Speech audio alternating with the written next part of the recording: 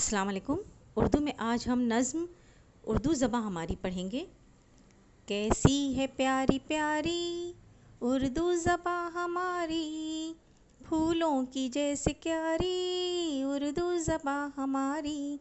بھارت ہے اس کا مسکن، بھارت ہے اس کا گلشن، بھارت کی ہے دلاری اردو زباں ہماری۔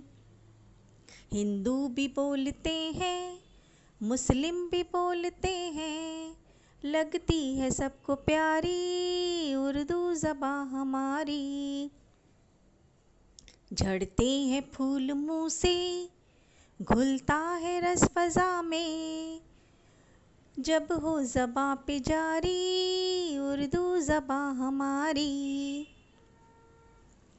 پھولے پھلے ہمیشہ سارے جہاں میں یا رب، ہو ہر زباں پہ جاری اردو زباں ہماری، اردو زباں ہماری۔